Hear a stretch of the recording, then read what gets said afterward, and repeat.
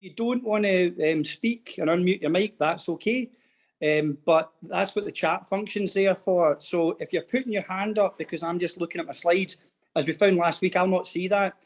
If Emma sees it, then she'll flag it up. But the best way, guys, is if you've got a question, post it in the chat, and I'm quite happy to just stop and deal with it when it comes to it. So this is session 2, and we're looking at creativity and innovation. Emma, give me a thumbs up if you can hear me okay and see me okay. Great.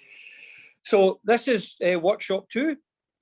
And next week, we're going to be looking at business modelling. So in terms of how this all fits together, last week, we showed you a better way of generating ideas.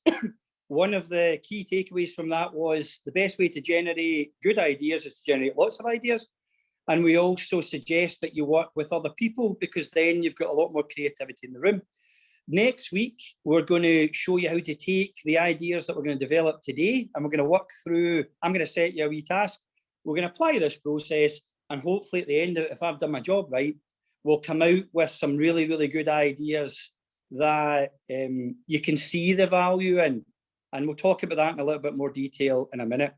The third session is also quite closely aligned to filling in an application for the Business Awards competition. But remember, we're not trying to talk you into doing that. It's really up to you whether you want to get involved in that or not. But these 3 workshops will set you up nicely for that.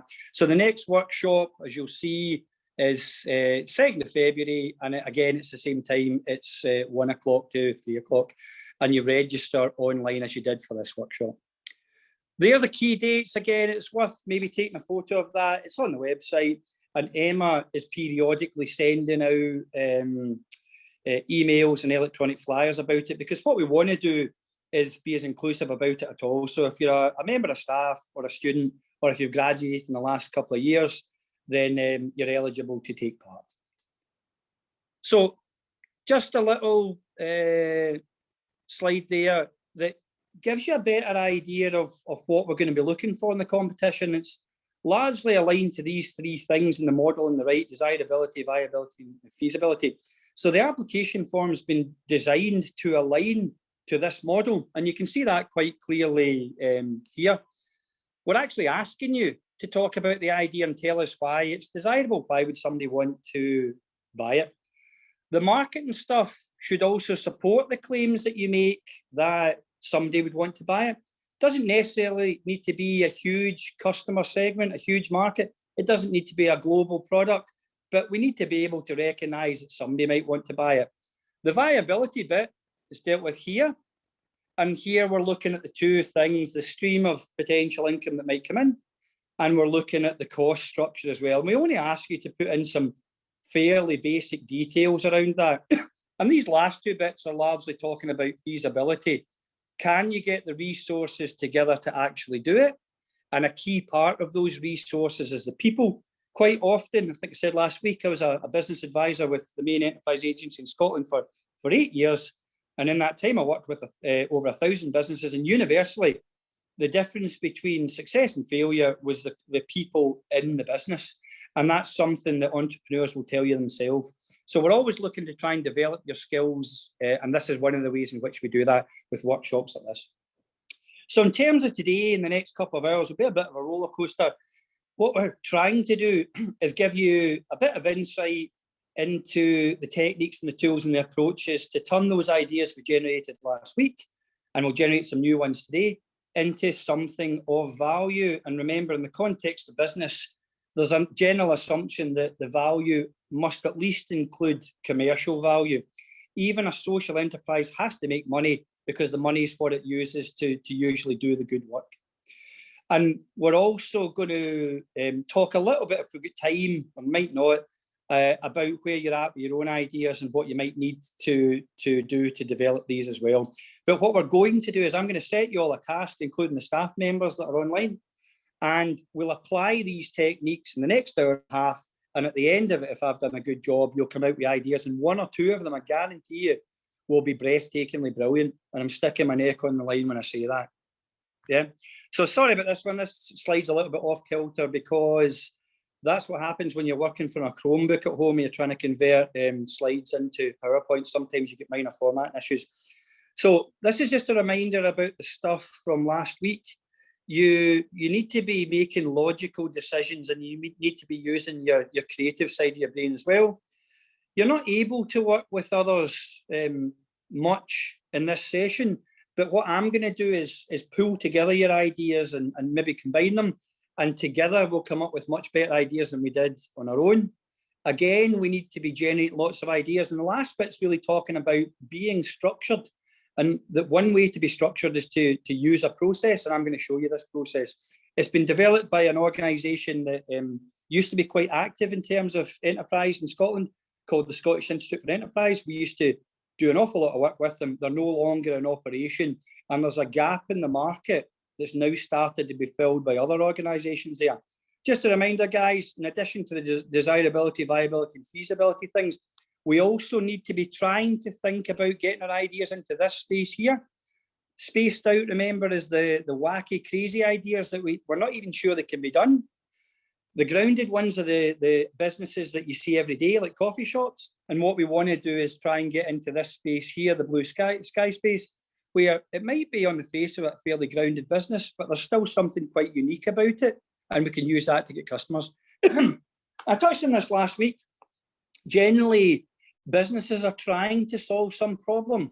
Generally, the very successful businesses know exactly what problem they're trying to solve, and we'll look at that in a bit more detail next week, but we'll start that process this week.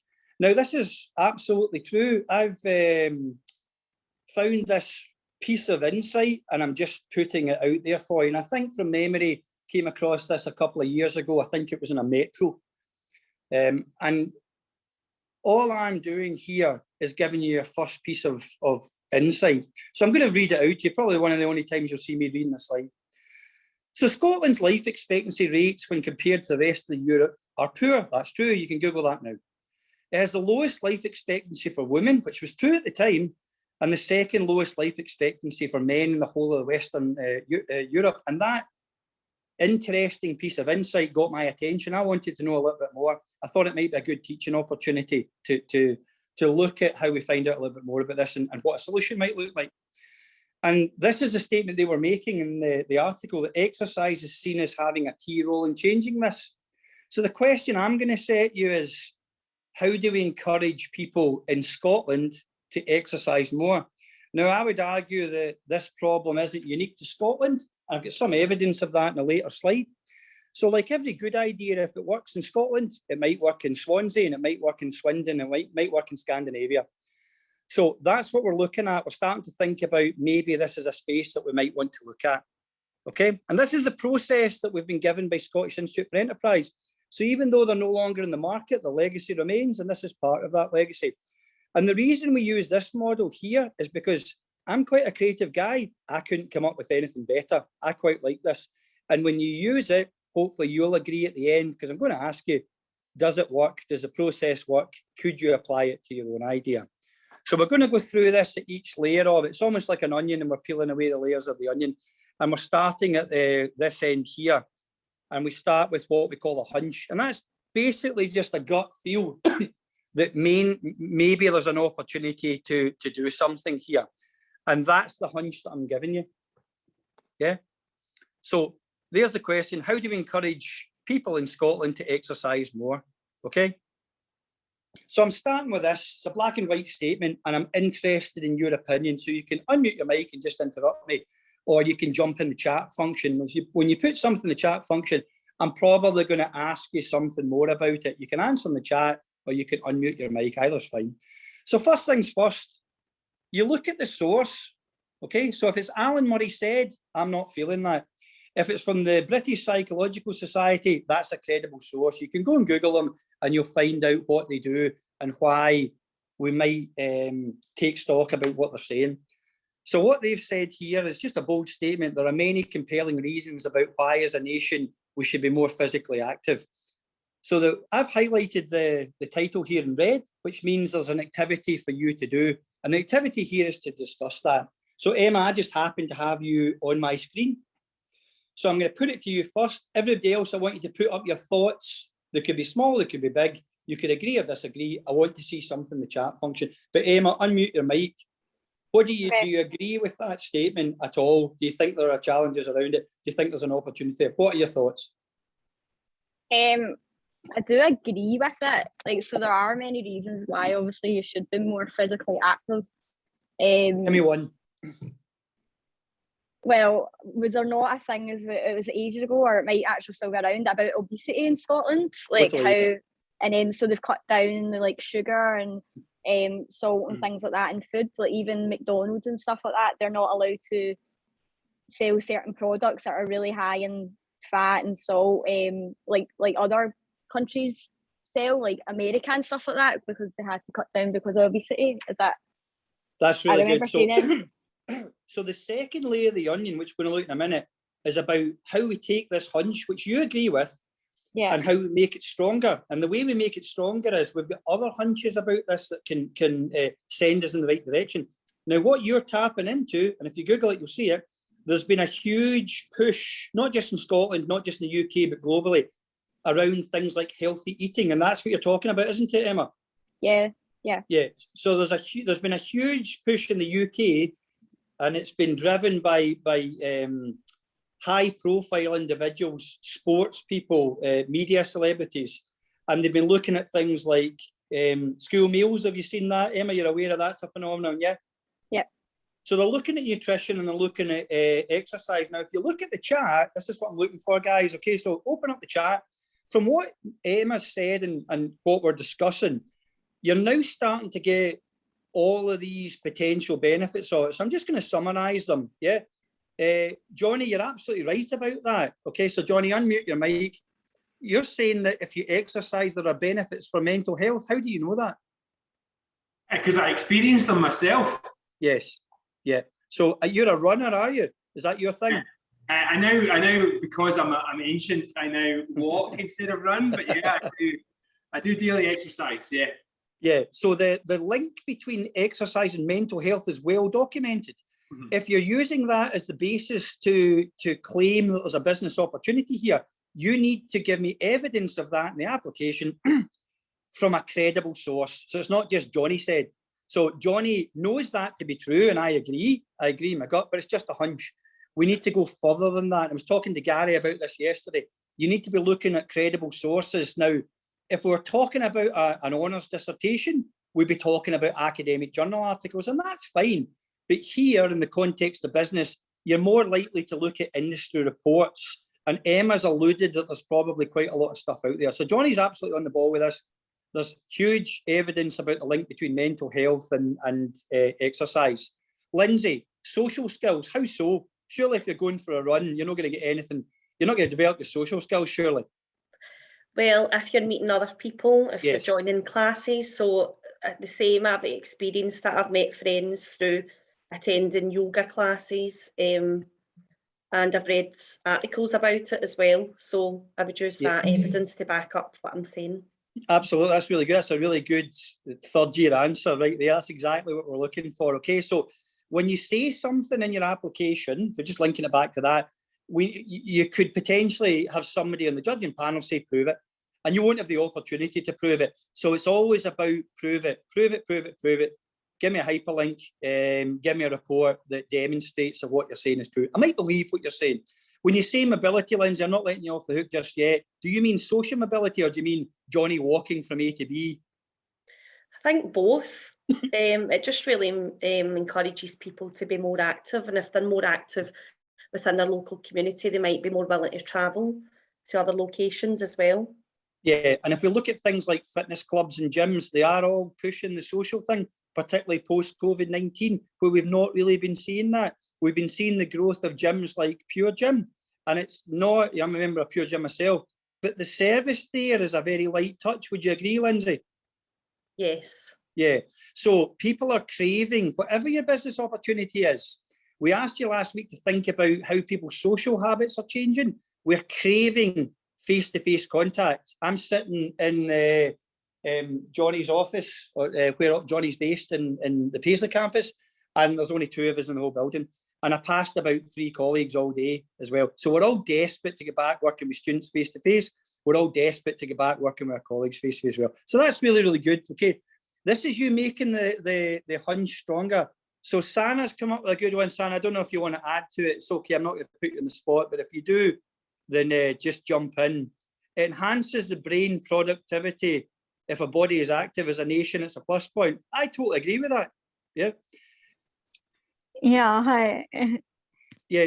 Have you seen some of the science around this, or is it just a feeling you've got? Because you're right. No, actually, it is there. If you are doing an active exercise, or you are doing running or yoga or meditation or anything, we can feel that our mind is working in more better in productivity than Yes. in the regular case. If we Yeah. are doing nothing, just sitting, then it is not that much productive as if you are in active. You can see active people, they are more productive and more creative.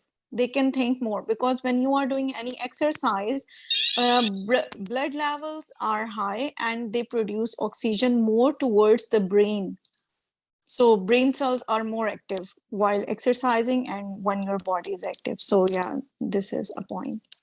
Yeah, that's pretty good. Now, do you feel that there's science out there that would back that up? Sorry? Do you think you could find science that backs that up? Could you find people, credible sources that would agree with you and support your argument? How likely is it? Yeah. Yes. Yeah. Yeah, and I have observed that myself also. Yes.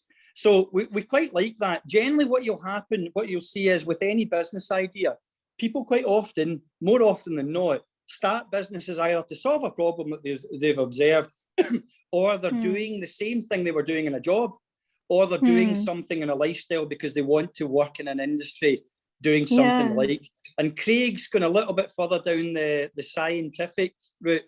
Remember, guys, if you're filling in an awards application, it's okay to be technical and use technical terms, but you just need to explain it so it's accessible to any reader. So thanks for that, San. That's really good.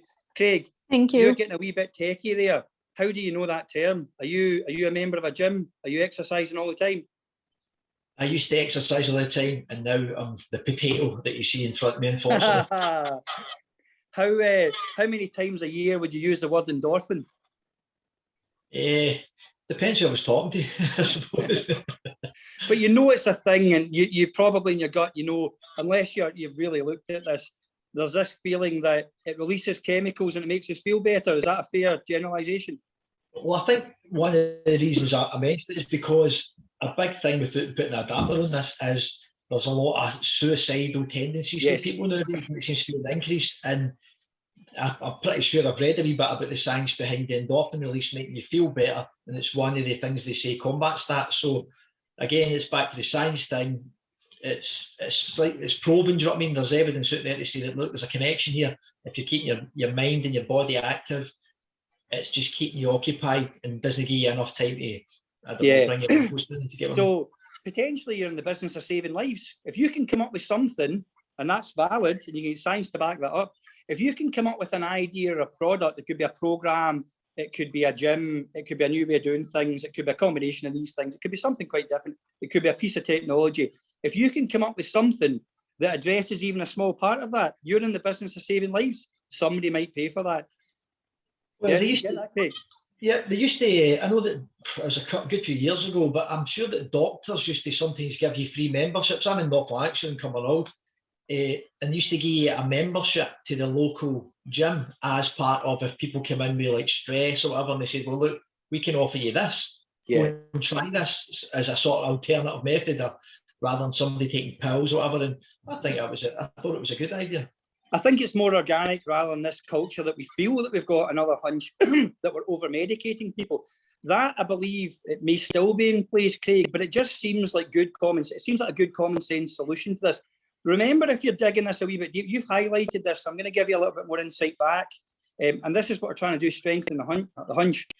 The highest at risk suicide group are young men. And quite often they talk about it's 18 to 25 for a variety of reasons. They've got lots of concerns, less likely to ask for help. These concerns might be personal, professional, academic. They might have problems around finance, relationships, and lots of other things as well. And it's quite a complex mix. And it may be, and I'm not saying that's what you do, it may be that is your customer segment. So I see some of you writing this stuff down. When we talk next week about who your customer segments are, it doesn't need to be everybody. It could be one or two groups. It could even be quite small. And it may be, as Craig says, we start to distinguish between the end user and the customer. The customer is the person that's using it, that person that's at risk of suicide. The customer might be the NHS. And that's something you need to think about. Okay, and we'll talk about that a little bit more next week. There's a slide on that that'll remind you about this one here. So I'm just looking at the chat again to see if there's any more bits of insight there that we might be interested in. This is one of the most important stages. You need to talk this stuff through. Yeah, so even people just giving general low-level advice around exercise might have some benefit. And then we've got other interventions like Craig's gym membership that we're talking about for free. We're going to look at why people don't exercise in a minute, and that's going to give you a little bit more insight as well. So just before I move on, does anybody disagree with this statement? There seems to be general consensus. Does anyone disagree with what I've got here? Many compelling reasons about why, as a nation, Scotland, we should be more physically active. Right, so I'm moving on. Okay, so we're in consensus here. And this is what I want you to do. It's building on what we did last week, and the process is exactly the same. Now, I did this again, as I did last week. I did this last week with my now 12-year-old son.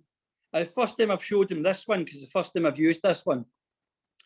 And I asked him to come up with 15 ideas for a product to get people exercising. Remember, he's no more or less creative than any other 12-year-old. And I do this stuff a lot with him. So he was quite bored and he was watching telly. So I probably had about 50% of his attention. Even so, he came up with 16 ideas. And I thought one of them was brilliant. Now, remember, we talked last week about why children are maybe better at this stuff than we are. And it's partly because as we get older, we probably do this less and we're more inhibited. And I get that. But what I want you to try and do, I'm going to give you 5 minutes on the clock, paper and pen. I'm just going to mute my mic and I'll jump in every now and again to give you a few tips. We are looking for lots of ideas. We are not looking for good ideas. Lots of ideas will give us good ideas. The first ideas you come out with will be a bit crap, and that's okay. We want to get them out there. The ones that come later, there'll be less of them. They'll probably be harder and they'll be better. When you come up dry, look at the things on here and think about that type of frame of mind. What's happening in the market? We've given you some examples. Are there any technology changes? Are there any changes in our social habits? Not just around COVID, around just the way that we do things. We're always evolving because we're engineered to be like that. Okay, so that's what I want you to do. I'm going to give you 5 minutes on the clock, no more. And I want you to do better than my not particularly creative 12-year-old son and come up with 16 ideas or more in the next 5 minutes for how we can get more people exercising. It can be a big idea or a small idea, I don't care. So 3, 2, 1, on you go.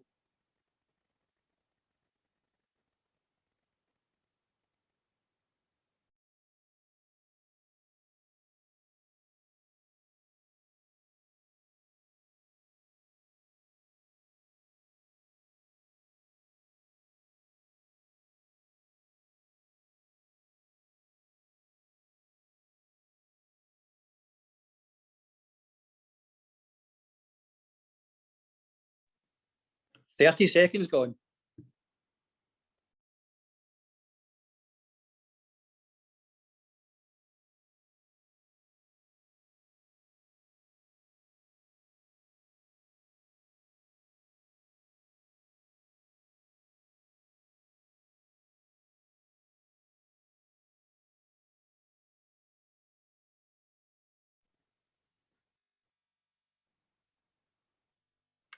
So in an ideal world, you might have had 5 ideas already and still be having more.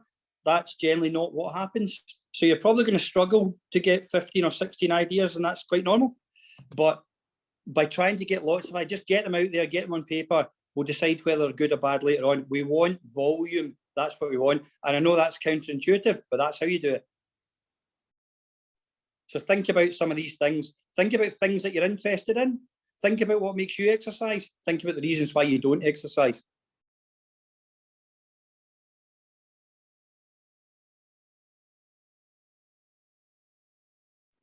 4 minutes left.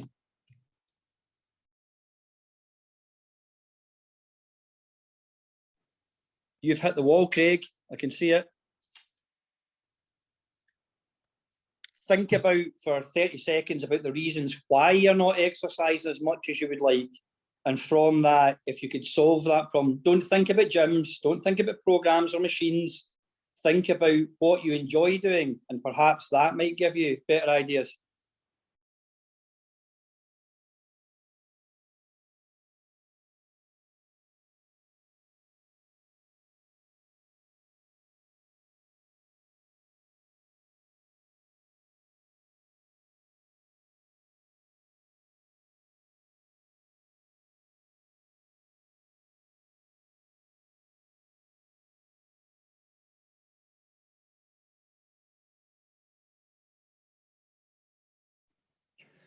There's a good idea in the chat, but you might want to keep them to yourself just now, because someone's going to grab that. See Craig looking at it now, you're having that one.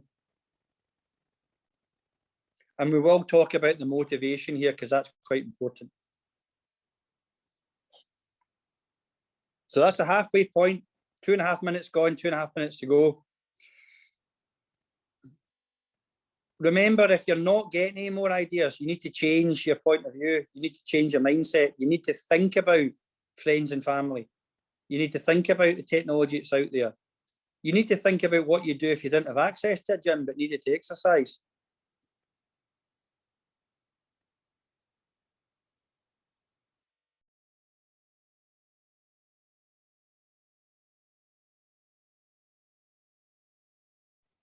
So last 2 minutes, remember, this is where you'll probably be more productive. There'll be less ideas, but they're probably stronger because you've got rid of all the ideas that everybody else will have.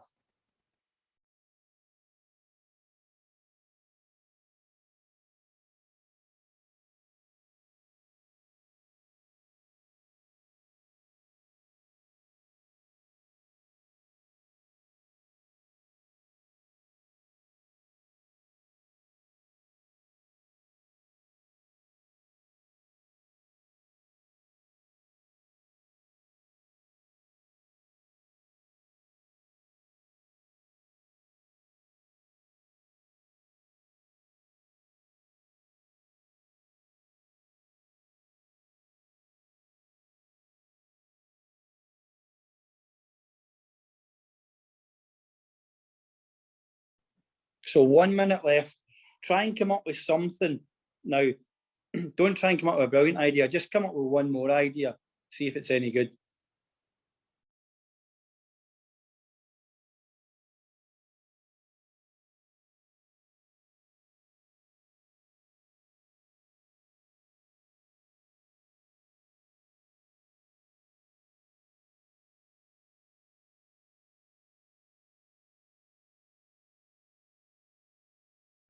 Thirty seconds.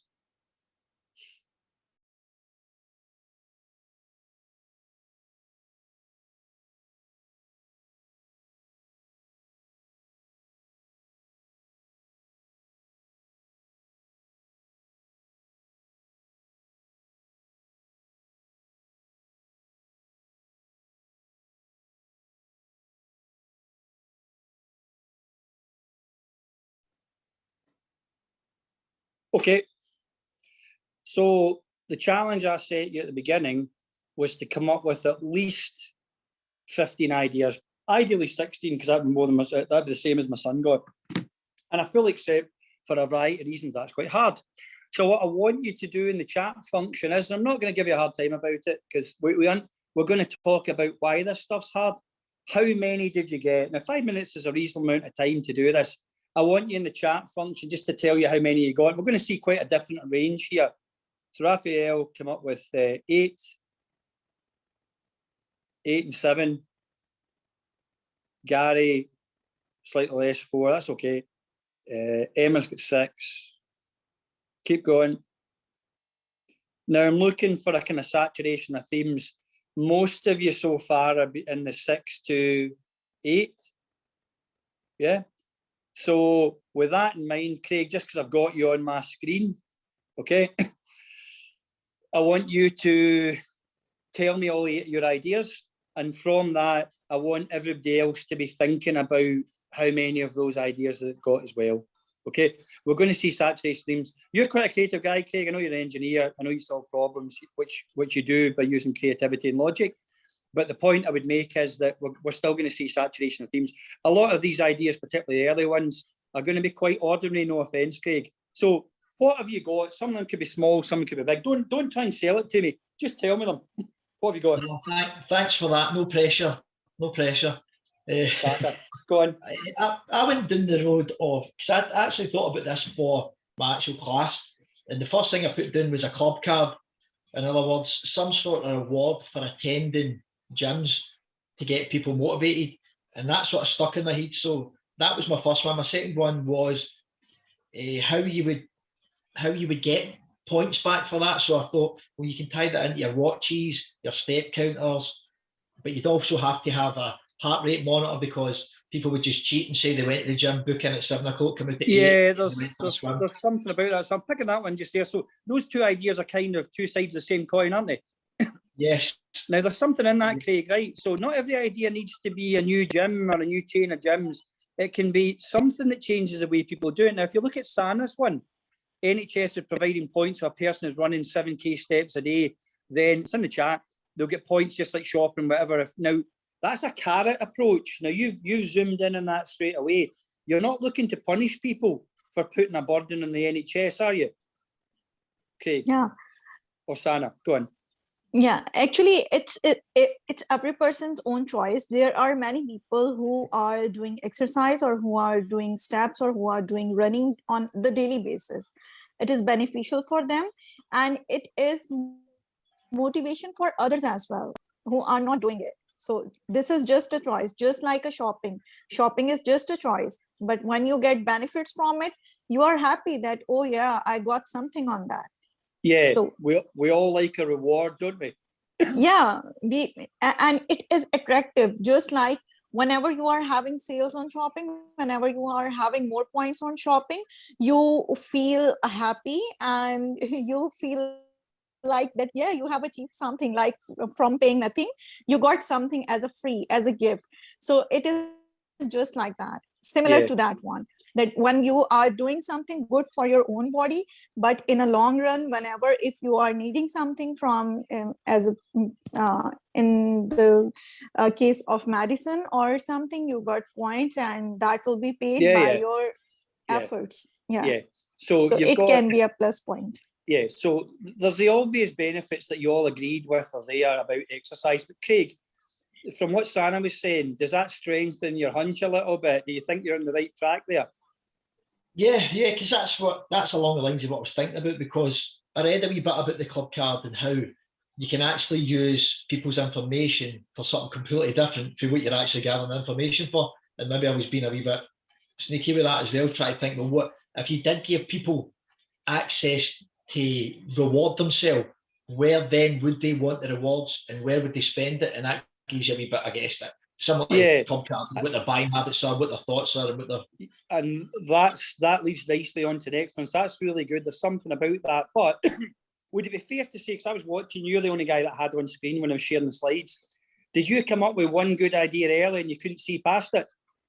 I genuinely, I know this sounds bad, but I was actually thinking about club card because I bought the book and stuff like that about my actual enterprise class, and I thought, I wonder if that would be a good idea to try and pair that up with the gyms and how you would get something back, because I worked with the railway and we used to get free healthcare, and that was one of the rewards. You pay so much and you get your massages. It was all to do with health, so it was massage, or I keep saying massage, so obviously I got a couple of them that was good. It's geared towards health and well-being. It wasn't really geared towards you're going to get a reward and you go and spend it on food or anything like that. So it was circular, if you get what I mean. It was you do good things yourself, and you'll get good things back, if you get what I mean. You're also tapping, and they are tapping firmly into this, where society anywhere has reached a point where it's not enough for a big organisation to demand that you work long hours and you just take one for the team. And if you're sick or you're ill, you still come in. And if your head's not in the place where it should be, we're not going to do anything to help you. Society won't tolerate that anymore. So if you want people to come and work for you and you want people to stay, and you're nodding there, Craig, when I'm saying that, you need to be thinking about their wider well-being and health. Do you agree, Craig? Yeah, I worked a couple of different places in my business. I've done the union stuff, and one of the things that I noticed that was massive was how much money is lost in sick days. Yes. So it really does make sense for a business to invest in making people attend more work, I suppose, or now have less sick days. See if you're going to this business competition or any other business competition like Converge, or you're pitching for money for your business idea, and it's in this space about getting people to exercise, which we feel is a big market. If you start by that and saying so many thousand or so many million sick days are lost in the UK every day, that's it. That's a hook. That's you got attention with an attention grabbing statement that's relevant to what you're talking about. So you start with the problem and you show us the scale of the problem. It's massive. You can also find a report quite easily that tells you how much money that costs the economy. Would you agree? Yeah. So that's how you do it. It's not enough to have a good idea. I was saying to Gary yesterday, you have to tell a good story as well, and we'll help you do that. You can become quite good at it. So there's something about that as well. So most of you got about 6 ideas. Some of you got more. Some of you got slightly less. Craig, we're not done with you. What else? So you're giving us these club card one, and I suspect because you liked them, maybe we didn't get anything as good as that. What else have you got? I think I had I'm just brainstorming. So school rewards for full class participating in exercise. Still the same thing. Still rewards. Same idea. Give me something new. I don't know, morning workouts in your workplace like they used to be. Yeah, absolutely. It's pretty grounded, but I think it's part of the solution, isn't it? I know they do it in other countries routinely, but we maybe don't do it. But if it was there, we'd possibly, some people would take advantage of it, wouldn't they? Yeah, I think it would be quite good to see everybody doing star jumps at UWS in the morning. I think me and Johnny might have to do a few warm-ups for that one. But I like your style. Have you got anything else that's not geared towards the point thing or is different from that one you just gave us? What else you got? No, it was just like virtual classes. We already sort of do that. And yeah. Another one was the fact that I thought now you can rent equipment. And I thought, well, people go out and tend to say, I'll rent equipment, I rent an exercise bike, it becomes a closed horse for 6 months. But I was wondering if the NHS done anything like that. I didn't know that. I don't think they do. And I thought, well, that might be something they could do to help people that have got issues and say, well, look, we can supply you with this, monitor you. What's the likelihood if you put a free form question into Google asking that very thing, you'd find out something very quickly? I don't think it's mainstream, but I have a feeling in my gut that maybe if you're in certain groups, that maybe there is something like that. It sounds like the sort of thing that should exist. So which means it should be grounded. We should have access to that, but maybe we're not aware of that. That's not bad. So guys, in the chat function, the next couple of minutes, Craig took one for the team. So Dana, have you got something to add to that, Dana? Emma says you're raising your hand. I couldn't see it. What have you got? Yeah, actually, I need to add one more thing for the. Sana, go on. Yeah. Yeah, the other idea, just like we have the gym and training centers and all those things around every area. There can be one thing that can change the mechanical energy into an electrical energy with the help of some equipment where people are using the treadmill, or when they are using the cycling function, or some machines that are electrical that can be connected to the storage with the batteries and which can make electricity and store it as well, which can be used for the gym own purposes, that can add to the sustainability of the environment and that can add to the functionality of the gym as well. Yeah. So things that combine things and gives you an extra benefit. Sana, what's the likelihood that that piece of technology actually exists and you could buy it now? No, there are some I have seen, just like the electric cycles. Then when you are paddling it, it's on the roads. The technology is already there. It's on the roads. Whenever you are doing a paddling, you are charging up the bicycle. Yes. And then you don't need to pedal it all the way long. You Yes. just stop it after some time and it is already charged. Yes. Just like that, there is a sort of, you can say, equipment you can use and make it into the progress. It is not there as if now in the sort of the idea that I'm saying, but it is there in the other forms.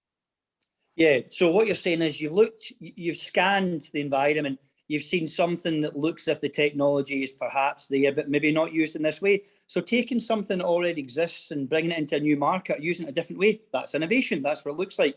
Johnny, Yeah. I'm not going to let that one go. Peer-to-peer dog rental service. What on earth are you talking about? Right. So you said at one point, stop thinking the way you're thinking and think another way. Absolutely. So I stopped thinking about exercise and started to think about things that people like to do that result in exercise, Good. but in fact are not exercise. And then I thought about the fact that during lockdown, there was a real spike in dog ownership such that not everybody could get the dog they wanted. So there might be an opportunity to get people to identify the dog they want that somebody else has got and rent it for a wee walk in the park. That's brilliant. Do their exercise. It's, if that's not the very definition of somewhere between blue sky and spaced out, it needs a wee bit of meat in the bones, but that's what we're talking about now. If you actually look into this, it's kind of not really, it's not popular, it's not mainstream, but there is a culture there of people volunteering to take other people's dog for a walk. Now, it might not be they're going in and saying, yeah, I'll have a German Shepherd, or I'll have that Golden Retriever. But that exists. What you're talking about, Johnny, is taking the next step. You're only really able to come out with something that's good and new and different if you stop thinking about trying to get people to exercise in the conventional way, because as I'm about to show you, that's not been working. Where did that idea come from, Johnny? That our dog walker came in and took the dog out while you were going. Yeah. So that bit about we look for inspiration about things that we're immersed in every day. So we want to look at market trends.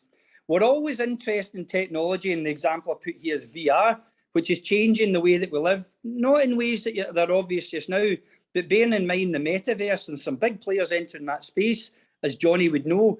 The metaverse is essentially the next iteration of the internet. It's the internet in a VR 3D space. That's a clumsy explanation, but that's what's happening.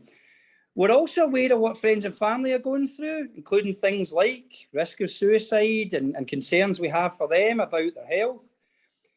The changes to habits, not just COVID, but other things. If we read about scientific processes, that's a good source of insight. It might suggest gaps in the market potentially. And also this points of pain thing that I want to develop. So Johnny, that's not bad at all. I know that it's currently sitting in the spaced out thing, space, but it wouldn't take much to make it blue sky. Now, the last one we've got there is Gary. What is it you're saying there, Gary? Brain technology. What's this idea? Is this just an idea in your head, Gary? No. We spoke about this in hospitality when I did my first degree. So what it is, it's like we, do you know, like it's smaller than like earpieces, and they just sit on underneath your hair on your head, and it allows to track how much oxygen and how much air is going to the brain while you're exercising. That's interesting. Now, what's the benefit? We're going to go over this in a little bit more detail. You've described some of the features there of the product. Why would I want it? What does it do for me? Now, there will be probably lots of things it does. Why would I want it? What makes it desirable? But it's going to stimulate your mental health. So are you saying it's like my Fitbit watch? If I've got a better idea of how well or badly I'm doing, that might be a trigger to do more. Is that what you're saying? Maybe. But I would say it's more technologically advanced because it's sort of making that more, it's sort of making that step in changes of technology. Because I don't know if that's something that's been invented. I don't know. Yeah, well, we had a chat about this yesterday, about your other idea, which I think is actually pretty good. So the point we're making there, the question mark, if there is one about that, is over feasibility. Does the technology exist? Can we point to something, as Sana did, and say, well, look, this technology is already there, which is great. Now, if you can show that the technology is there and that it works, then the question shifts to one of desirability. Right, we can do something with this, but why would I want to buy it? Or why would the NHS want to buy it and give it to me as an end user? So that's just a little bit more research. There's something in that, Gary. Okay. Can I just say as well that with a family member who's going through a lot of health problems just now, with being in the hospital that she's in, I've seen doctors using this type of technology on their patients. And although it's just bought into the NHS fairly recently, I think there's a potential market outside hospital that people could buy into that?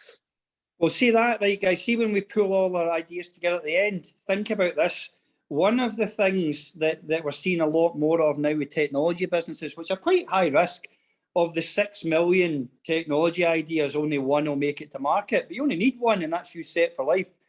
So it's where the greatest rewards are and where the greatest risks are in terms of technology. There's products getting launched all the time. But if you can bring technology to the home, and Gary, I'm expecting you to nod here when I say this, that you would only traditionally find in a hospital, that's a huge market. Now, it might not look the same, it might not last as long, but if you can bring that sort of technology into the marketplace, that's huge. And a good example, I'm also looking at my family, Gary. So my wife's got cystic fibrosis, which gives you lots of other things. You look breathtakingly healthy, but gives you lots of other things, including usually diabetes. And she's got one of these sensors that runs to her app, and she can set thresholds. And when she goes above or below that, it sends an audible alarm that I could hear halfway down the street. And that is increasing their general health. Yeah. So that's the sort of thing. Gary's onto something there. Sana's got something a wee bit more. If we combine that with Craig's stuff as well about the points, and if we can start to think a little bit more out the box, we're starting to get to a more complete solution. So lots of little things together can come up with something quite good. So let's move on to that, yeah? So what I want you to do, guys, now is this. Remember, at every stage, we're also trying to generate more ideas. We didn't just come up with 6 and we're not open to new ideas. As we talk these things through and you're looking at the images I put up there, I want you to be trying to come up with more ideas, yeah, as I give you more insight as we go through this process. So can they take the ideas that you've got, and literally I'm only going to give you a minute, can you group them under themes? So the themes are likely to include technology, but they might also be around rewards, which 2 or 3 of you have said. But there might be other things about a change in the law. We've just seen a huge change in the law around the highway code and how we now have to treat cyclists. Gary, you put your hand up there. Did you have a point to make? Yeah, just wanted to ask, see when we're getting into stronger and strengthening the hunch, can this relate to our ideas that we previously made, previously to what you were talking about, or are these new ideas? No, I mean, what you've got now is you've got a pool of ideas. Now, we're working together, but I'm bringing this together. You're actually working on your own in your own homes and stuff. So what I'm trying to do is create a bit more of a group interaction with that.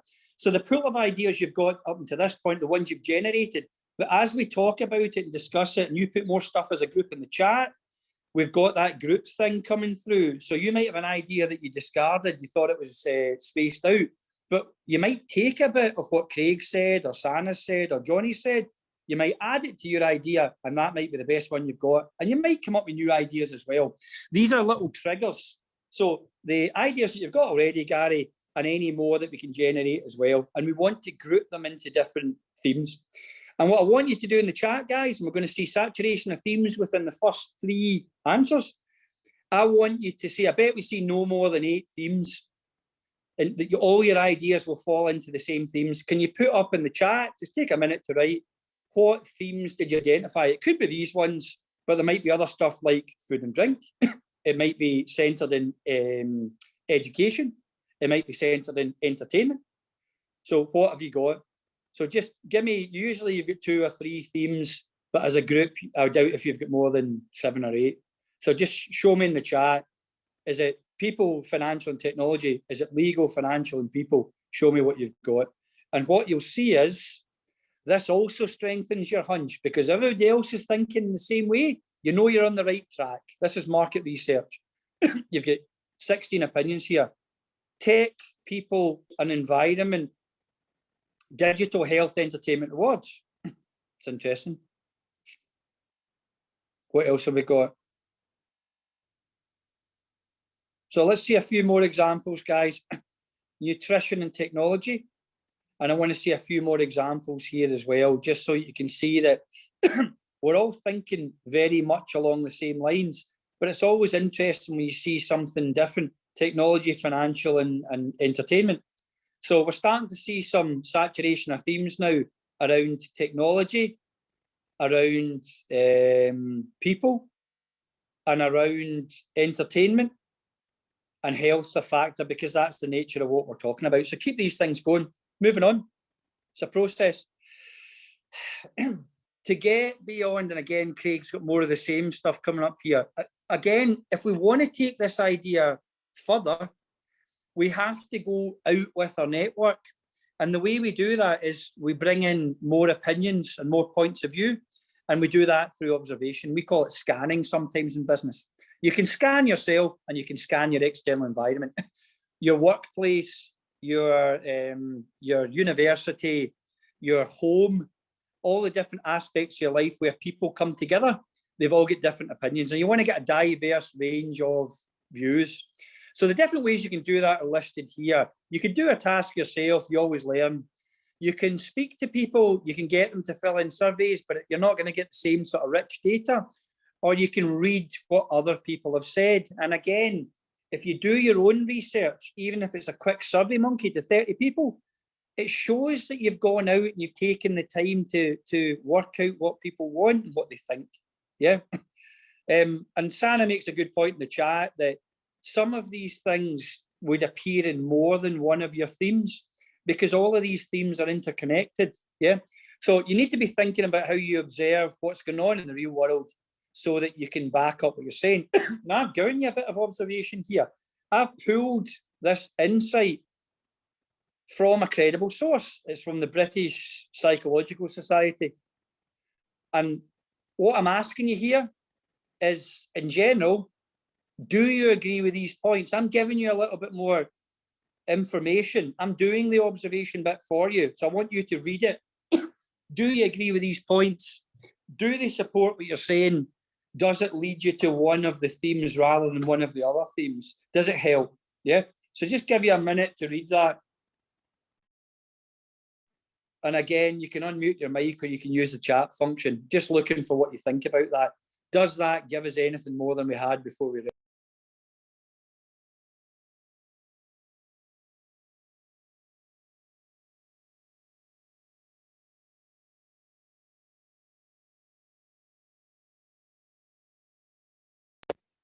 Yeah, guys, I'll leave this on the screen. Emma, do you want to go for a 10-minute break? Yeah, 10 minutes is fine, yeah. So, guys, I'll leave that one on the screen. You can go away and ask anybody that you've got in the house as well. So we'll see you back here at 1:10. I'll just keep the screen on and have a thought. Bring something back with you when you come. You can do some Google on your smartphones if you want to, but we'll see you all back here at 2:10, okay? Good to kick off again.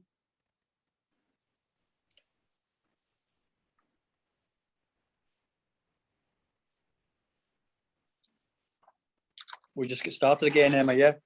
Yeah, that's fine. Okay, and I'll get a few stragglers in. So since you're on screen, Emma, just keep your mic off, yeah? So what about the first one? Do you agree with what we're saying just there in that first thing? Just have a quick read of it again. Do you agree with that first statement?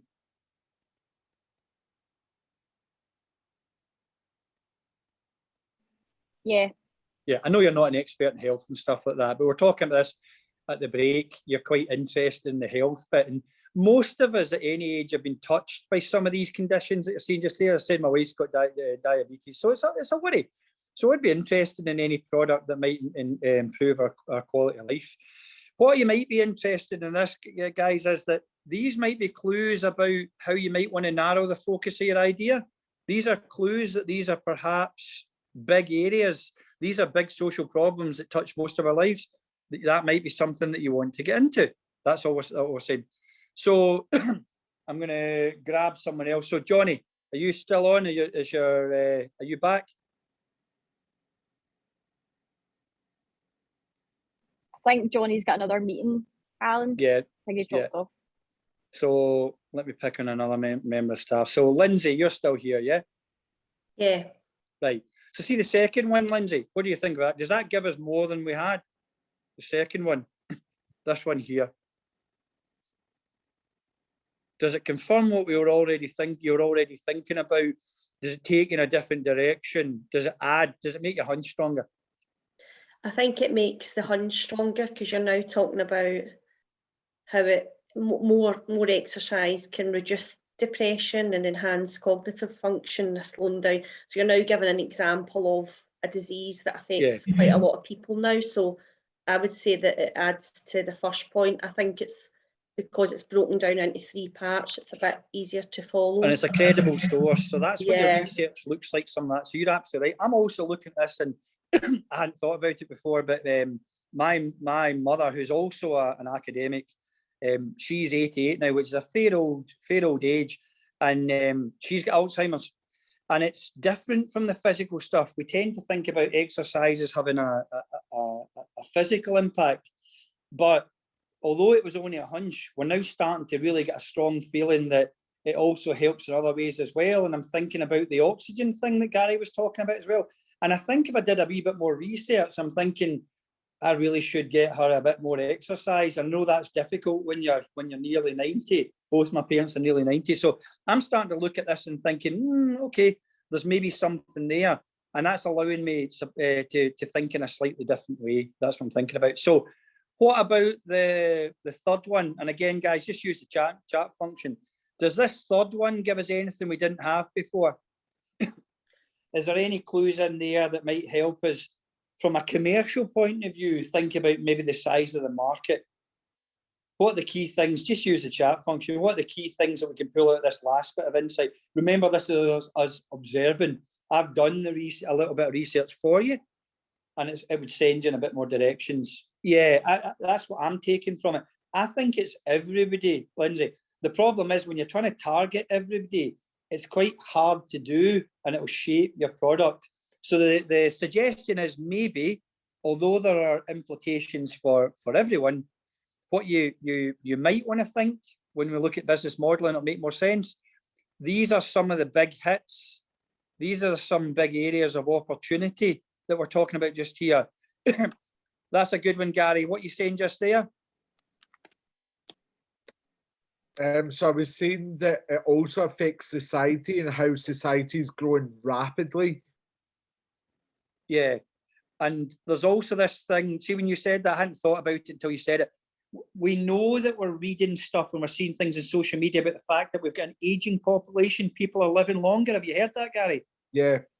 And that's putting a real strain in social services because we're not very good at that. We need to get better at that. Would you agree with that? I do, yeah. Yeah, and you were talking about health things in family. I mean, most of us, regardless of our age, in our extended family, we've got health concerns around us. Lindsay said, bear in mind, lots of people do keep fit too. And there's an active target. That leads really nicely, Lindsay, into the slide. It's either the next one, the one after that, that talks about a slightly different angle that we can take with this. So don't forget this stuff, guys. Look at that slide. That's the size of the market. Yeah. Again, this is one of the ones where going from Google Slides to PowerPoint can muck up the formatting. Johnny gave us a good example of this when he was thinking in a slightly different way. He wasn't thinking in the way that we were all thinking. He was thinking in terms of the problem that we're trying to solve, and that's what we really should be doing, even if we're just planning on opening up a coffee shop. Craig, you added something interesting there. What are you saying? Sorry, I was just a wee bit late in typing that there. No, I was just saying, like when you were talking about these things, you can narrow, if you want to specifically narrow your market down, like you're using some words there that are quite universal. So if people say cancer, it's specific. If it's Alzheimer's, it's specific. Do you know what I mean? Well-being is, to me, is general. So people can say, oh, well-being, well, that's a wee bit of everything. So if you're trying to narrow it down to be particular, then I guess that's when you bring your marketing in there a wee bit in it.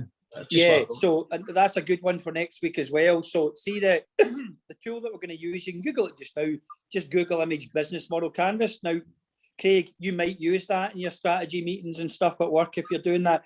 It's pretty mainstream now. I don't know if you've come across the business model canvas before. I haven't, but I've actually downloaded stuff because I've been going through the business gateway stuff. But I worked with the railway, we didn't really have a plan for anything. I've heard that said.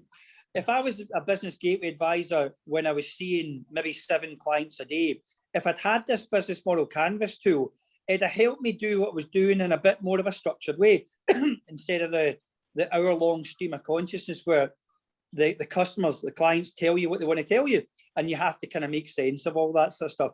So the top right-hand corner, as you'll have seen the business model canvas, is this customer segment bit. And you just need to be thinking, and you can change it, about whether, and I use military metaphors a lot because I play soldiers for fun because my business was a paintball company. You can use a sniper rifle and go very specific and hit the target, or you can go for everybody and it's more like an artillery barrage. You'll hit the target, but you'll hit everything else as well. And that may or may not be the best way to do it. Or you can go somewhere in between, get a machine gun out. And that's the sort of thing you need to be thinking about. Now, with the best will in the world, there's a lot of trial and error in that to work out what the best customer segment is. But it's really important. And it's so important, Craig, that's where we all say start with customer segments. Because when you decide what your customer segments are, it becomes a lot easier for you. Yeah, in terms of that. So that's a really, really good point. Yeah. And all I'm saying is this again, sorry about the formatting. When we talk about what could exist that doesn't exist now, on the left-hand side, you've got Oculus Quest, which is a VR tool. VR's been around since I was a kid, but it was pretty rubbish then. And it's only starting to become less rubbish now.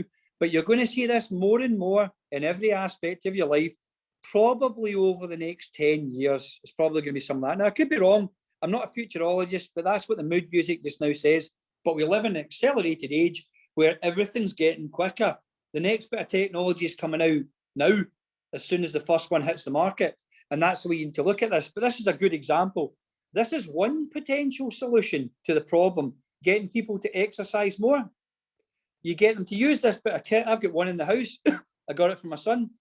And it's about 250 quid. But we don't see them everywhere. Not everyone's got them. But all his mates have got them now. It's not as widespread as a PlayStation or Xbox, but you do get headsets for those systems. And what this particular one is, this guy is playing a boxing game, and it does have some actual exercise benefits around it. And that's part of how they're marketing it. If your son's going to be saddled in front of the PlayStation, the Xbox, why not go down this route? And there's a bit of exercise around that as well. And that's one potential solution. I'm not saying it's going to change the whole world. I'm saying it's a partial solution, but it's only one of many. Gary, you're saying Nintendo has brought this into the market too. Are you talking about the whole Switch market, where or the Wii, where it was designed to get you up on your feet?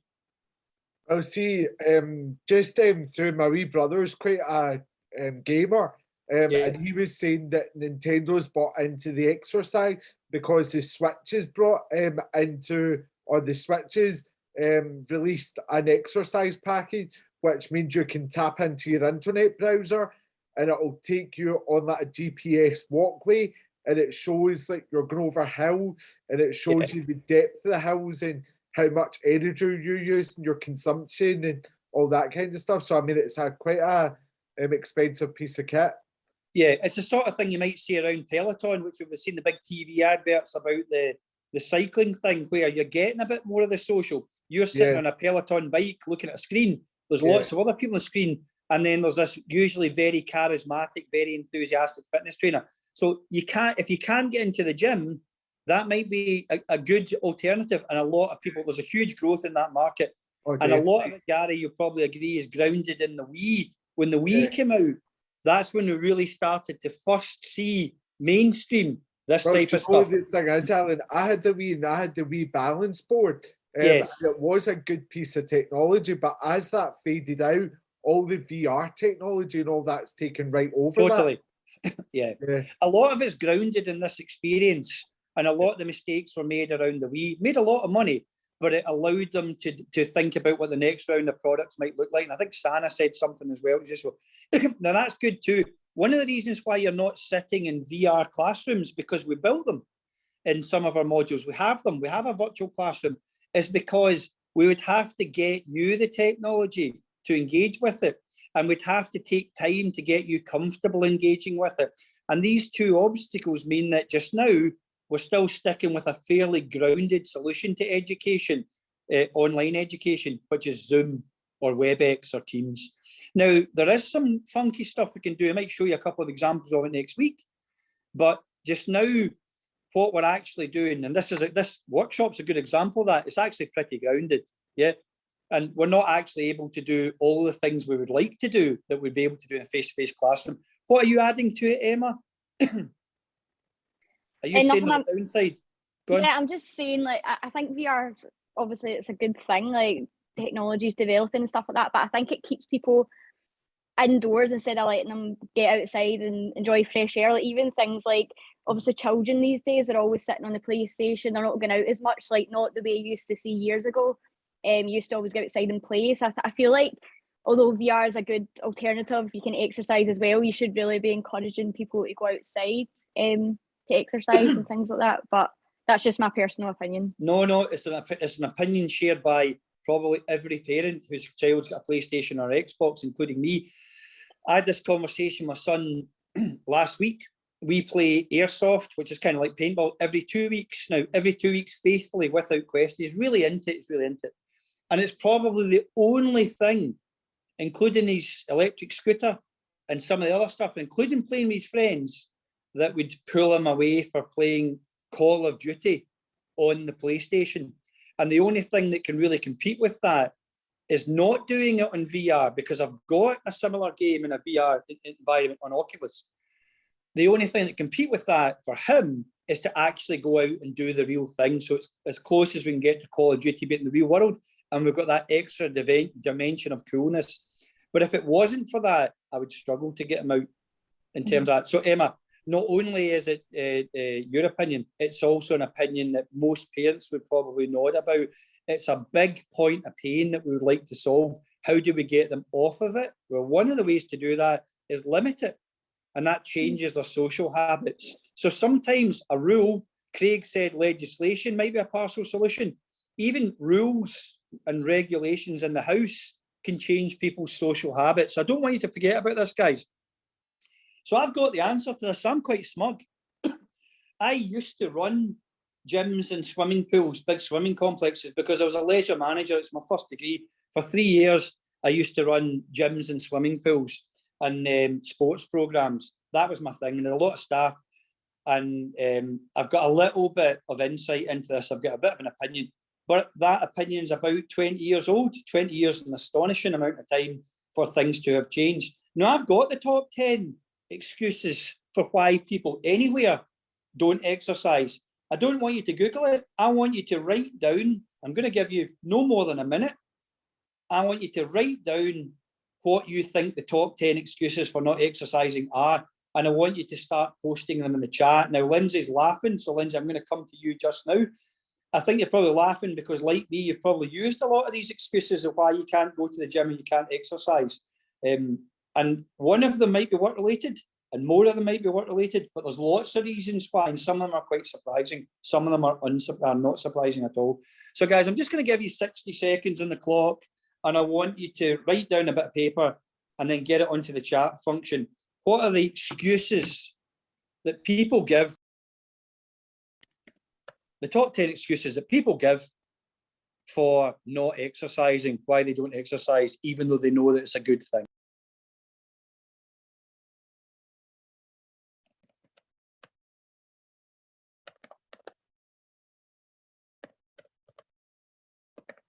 And again, this falls into the insight category. I've done the research for you, but it's very easy for you to jump onto your smartphone and find things like this. And it's a credible source. The Heart Foundation, if you look at who they are and what they do, very credible source. Nobody, no reasonable person would argue with what they're saying. They've obviously commissioned a lot of research around this, and this is what they're telling us. Now, if you can address some of these concerns, that's good. Craig kicked off. Keep going, guys. I want to see saturation of themes. If you can address some of these or all of these concerns with your offering, it's a huge market. I'm going to show you the extent of that market in a minute. So Craig's kicked off with time, money, work, location, family, kids. I'm not interested, or it's not interesting. It's monotonous, self-confidence. I'll be encountering all fit people. I get that. Sana said some of the same things. Gym's not nearby, so something about convenience. I get that. I'm tired in the job. I'm definitely being that soldier. I don't have time. That's a big thing. It's definitely going to be on the list. Doing house chores is enough. I don't have a partner and exercise to motivate. Yeah. Emma's come up with I'm too tired. So we've seen some of this. Can't be bothered. Yeah. Motivation. Working too much. Work's a thing. Don't have the time. Feel too full after eating. I'll give you that. Seen that a lot. I feel sick. Tired. Old. Expensive. Too tired. Childcare. Money. The gym's too far away, no transport. Netflix, I'm with you on that one. Too overweight just now to see people. There's something about body shape. It's always on the list. It's something you see all the time. Gyms are mainly male. You always see that one too. You always see that one too, particularly if your customer base is predominantly female. They don't want to be exercising generally in a muscle gym that's full of sweaty people. Would you agree with that, Lindsay? Yes. They don't want a boxing gym type vibe. Would you agree? Yeah. Yeah. Would men at all put you off? It's very common when you interview people. They talk about same sex. You also hear it from men, but most people aren't aware of that as well. Would you feel more comfortable, Lindsay, in an all-female gym? I think if it's a gym where I know there's a mix of people, different age groups, and there's classes running, but there's a couple of gyms in Coatbridge where it is it's just heavyweight gyms.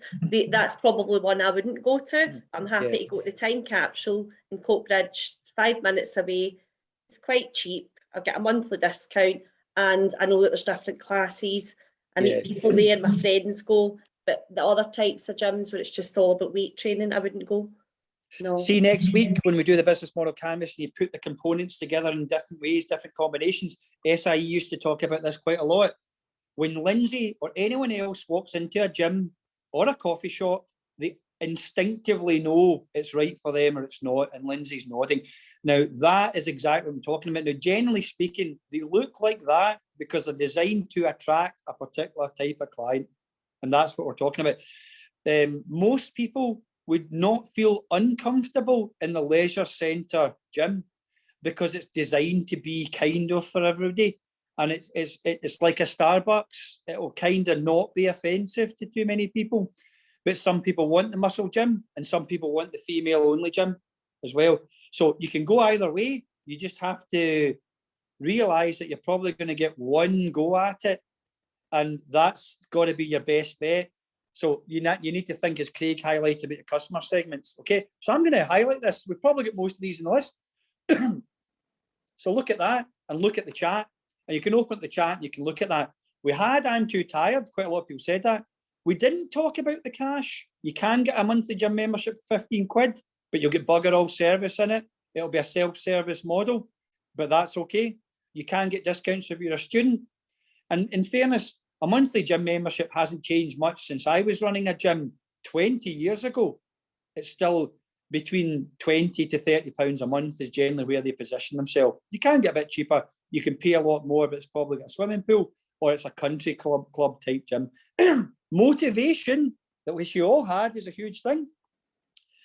Lindsay, I think, highlighted this thing about exercise buddy, but they've also got to be available at the time that you're available as well, or you don't have that buddy as well. There's lots of stuff here about I'm getting bored and I'm demotivated and it's not fun, which means if you had an offering that was fun, you're likely to pull a lot of people towards you, if that makes sense, yeah? And we see this all the time, not making any distinctions about anybody's body shape. We see this a lot. I'm too old, I'm too fat, I'm uncoordinated, and I'm embarrassed to exercise. Johnny touched on a couple of these things as well. I'm too old. I don't really want to be hanging out with people who are lifting their own body weight. Even I would feel uncomfortable about that. I can't stick at it. That's this.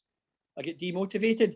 I don't like to work out around the opposite sex. Really common. If you ask people about this, if you do surveys around it, and I've done it when I was doing this for a job, you see that universally. Everybody says that. I don't like to sweat, or I don't want to take another shower. And what they're actually saying, if you dig a little bit deeper, they're talking about work. I don't want to go back to work. That's what they're actually saying. I can't fit it into work. I can't fit it into my team. It's too much hassle. So these are the motivations, okay? But I'm not done. Bearing in mind, that's why people tell us why they don't exercise, and we're trying to solve these problems. I've got another question here for you, and I used this one this morning, and I got some surprising results. Think about it before you jump on. Be critical. Try and think about all the things that we've learned, including the last slide. Now, this is, again, another credible source. The USA is a huge market for everything. In some examples, it's the biggest market in the UK, in the world. In some examples, Europe's a bigger market, or Russia might be a bigger market, or China might be a bigger market. but it's one of the biggest markets for the sort of thing that we're talking about, if not the biggest. Now, these guys are saying that what you should be doing, the minimum amount of exercise, isn't this 20 or 30 minutes 3 times a week. What these guys are saying is the minimum should be 30 minutes of moderate exercise a day. So it could be walking the dog, it could be doing the hoovering, but it's not sprinting. But neither is it sitting and just doing a few leg stretches. It's moderate exercise. And this is a known number from a big study. I want to see in the chat what you think that number is. So according to the Centres for Disease Control and Prevention, what percentage of adults in the USA exercise for the prescribed 30 minutes a day, which is the minimum, it's not the maximum. And we're starting to get quite a good range here. Now, we don't know, so we're just going with a gut feel. Emma said 30, which is a fair size number. Craig said 3, which is an astonishingly low number. Now, Craig, that's a really, really low number. I'm not saying you're right, you're close to the number, or you're far away. What makes you think it's so low? Is it because it's America? No, I just think it's incredibly difficult for MD to do 30 minutes of reasonable exercise every single day. Moderate exercise. It could be walking down to the shop and back. I hope wasn't the Americans here going to give me a hard time, but no, I don't know. It just, maybe it is a bit low, but it gives me the feeling that obesity is on the rise. Yes. So, I mean, there's all sorts of hunches that you're tapping into, that if you jumped on your smartphone or your laptop, you could confirm these things and find a bit of data around it. Would you agree? Yeah, all you can eat bars. It's just, that's what I can hear in my head. All you can eat, so buffies, and I just think, man, eat man, or whatever it's called, that used to be on the telly, they just used to, some people can just eat. Aye, totally. There's something going on. Would you agree? We're talking about market trends. The market's going in the other way now. We've reached a point where we're saying kind of enough's enough. And society, apart from the fact that it's costing the healthcare services in all of these countries a lot of money, obesity is a huge drain on the NHS. Society's reached a point where it's ready for some solutions. Would you agree, Craig? Yeah, I'm sure. I read something a few years back where it said that the world had changed from being malnutrition being a problem to obesity being the problem. Yeah. And I can't remember how many years ago it was. So it's obviously, that's a hunch. So if you Googled that, you'd find that report, that thing that you saw that you maybe read about in the newspaper. Yeah. So we'd be wanting an attention-getting statement saying, and there are some huge numbers now. I can't remember what the actual number is, but there was something about the UK. Jamie Oliver's doing a lot of stuff in this space. Some of the footballers are doing a lot of stuff in there as well. And there was an astonishing percentage about how many kids in the UK met the definition of obesity. I can't remember what it was, but it was a staggering number. It was a high percentage. In my gut, I have a feeling it might have been 30 or 40%. I could be wrong. Yeah. So it's a serious problem. If you can tap into that, you could potentially make lots of money. But I'm not done. Gary, you're at the other end of the scale. You thought it was 40. That's quite a high number. So you're saying almost half of the people you think are doing the minimum amount of exercise at least. Why is that? What makes you think that, Gary? Well, just because when you look at I can't remember what the program is. It CBN, that's an American program. That's all they're talking about just now is adults in the USA that keep going for the high fattening snacks, and they're not prepared to do any exercise. They're not prepared to do anything to combat their weight. So again, that's why I think it's so high. Aye, but you're actually saying nearly half of the people in America are doing the amount of it. I know you're saying 60% aren't, and I know that's a big number, and I get with that. But what you're actually saying is you feel that 40% are, but Craig felt, for the reasons he's described, that maybe only 3% are. Why do you think 40% are ticking the box? But because it's a growing situation. A lot of people are just not caring for their own health. Yeah, but why are you saying 40% are? I'm interested in the other 40%. Why are you actually saying, as Craig did, that only 3% of the people are doing it? I agree with you. In my gut, I'm absolutely convinced you're right. It's a real problem and it's a growing problem. But Yeah. you think 40% of the people, would you change that number? Do you think the number should be lower? No, because I think the majority, I mean, I would go to as far as to say that half and half. Yeah. You think a lot of people are wise to this? There's been a lot of interest in it, and people are finding ways of doing it, like Johnny's thing about, you know, being creative and grabbing somebody's dog just to walk it. So if I had to change that, I would go 50-50, half and half. So, but that's a good explanation of what you think the other guys are doing. So, so guys, here's the actual number. So, Craig, you were the closest to it. What's going on there, Craig? Does that doesn't surprise you, because that's the number pretty much you gave us? Would you agree? I think you probably find that things like this I would suspect are linked to levels of income in that as well, and a lot of deprivation areas in it. And again, there's I don't know if it's 260 million there, and this is a sample of a sample, so it's never going to be completely accurate. But if it's done in certain areas, we're going to get a representative of that. And it does paint a bit of that picture. That and the fact that I was lucky and I slightly gambled. So no, you're absolutely right. I mean, most people wouldn't go to that extreme, but you're absolutely right. The reality of it is, now there are lots of ways that you could solve this problem or partially address this problem. We're not really looking, when we're doing the innovation, to come up with a magic wand, although you might find one. But that's a staggering number. That shows you that, you know, 95% of all the people in the USA, even on a general way, might be potentially your customers. Now, if we did that exercise in a disadvantaged area, and there are plenty of them in Scotland, then we might get numbers like that. But what you're basically saying is everybody in the population, more or less, I notice I'm generalising here, is struggling to do the minimum. That's a huge market. Yeah.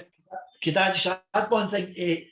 Because I also thought that because the healthcare over there is private, right? Then one side I thought, well, maybe that would make you want to look after yourself better. But again, I'm looking at it for the other side. If your healthcare costs you money and you can't afford to go and get maybe the right advice and etc., then you actually are in a slope going down the way, getting worse, and people around you are getting worse because of the cost of it, which is maybe one of the reasons we like to try and keep our NHS the way it is just now.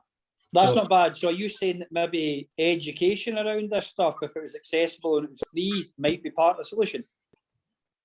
Yes. So there's something around that, right? Remember, the solution I said at the beginning could be a program. It could be a gym. It could be a combination of things. It could be just something small that changes the way that people do things and allows them to get more exercise. But like me, it could be running around every couple of weeks, playing soldiers for 8 hours, doing an activity that you enjoy, that's fun, but also has serious benefits in terms of exercise. It's comparable in some ways to ice hockey. There are periods where you're sitting about doing nothing, but there are also periods where you're flat out. And we know that that's good for things like obesity. And bear in mind, I'm 50. I'm in reasonable shape, but we could all be in better shape, I would imagine, around that. So all I'm saying is we're not going to discuss that. What I want you to think about in terms of this and your own business ideas is that once you get a bit of data like that and it get the insight that it gives us, we can start to think about what that might mean for our customer base. And we're going to look at customer segments from the outset next week, because as Craig identified, it's really, really important. So we're not being mercenary about this. It's okay to make money. It's the reason why people set up businesses. There are other motivations for why people set up businesses, including wanting to help their fellow man or women. But to do that, we need to generate money. So even your social enterprises need to do that. We'll talk about that in a little bit more detail next week. The example I would use here for this slide is about the coffee shop. So, for example, this is a vending machine where you go in, you put your money in, it gives you the correct change, it gives you a coffee. That's it. We've met your basic expectation of having a coffee, and that's fine. But in business, because there's lots of competition, that's really not enough. Next, we have the big chains like Starbucks and Costa, and they, like if we're talking about a gym, the council leisure centres, they are here. Like Lindsay, they create loyalty, they create loyal customers because they meet the basic requirements of the customer, and the customer then remains loyal. Lindsay, would you agree with that? Yes, I would agree with that. So, because I think if you're getting a good experience, you're more willing to go back, and I think that's why people try and encourage you to take out these monthly memberships, isn't it? Yes. So you're not just doing a kind of pay as you go, they're trying to build up a community. They want you to attend regularly, that gives them more income. And they want you to make friends because we know you're Yes. likely to stay. So there's a commercial imperative to that. So that's really the good. Now remember, when I was a leisure manager, I said this morning, apart from safety, my two main worries were about recruiting new members and retaining new members around that, because we needed to make enough money to keep the doors open to do all the things that we want to do. So if we're looking at a gym, this one here is probably exercising your own home, perhaps using some of the online stuff. It's okay, it does the basics, but you're not going to really make meaningful friendships there around that. The council leisure centre here is what's going to give you the ability to remain loyal, to get loyal customers, because it kind of does what it says in the tin. And in a coffee shop model, that is a Starbucks or a Costa. And that's why you have so many of them. We walk into a Costa, it's a McDonald's model. We walk in and we see exactly what we expect to see. And that's okay. That's why we use them. That's why so many people use them. But this, what you really want to be trying to do in business, and it's quite hard, is to come up with some business or idea or product or service that satisfy needs that the customer might not even know that they have. And we've talked about some of those motivations earlier on in this session. And once we understand what motivates the customer, we can better create these evangelists. So Lindsay might be asked about the time capsule. I've been in it many times. I used to work in Coatbridge, so I know it very well. And she might say, yeah, the leisure centre in there is pretty good. Come along, sorry, I'll give you exactly what it says in the tin. Okay, not really setting the hair on fire. What she's not saying is, go and join that gym because it'll change your life, I guarantee it. And with the best will in the world, if she said that about a council leisure centre, I'm not really likely to believe her, because it's trying to be all things to all men and women. And if you're doing that, you're not going to create evangelists. You're not going to create people who are evangelical about promoting your business, because it doesn't work that way. So that's what you're trying to do, is get to this stage. For most of us, though, we get here, because to get to beyond this, we have to really put a lot of work into doing things differently from everybody else who's doing kind of the same thing. So there's a clue about some of the things that you might want to highlight. We call them points of pain. A good business addresses these points of pain, and there are plenty of other ones. And these are some of the things that we talked about when we had the 10 most popular excuses for why people don't exercise. Okay.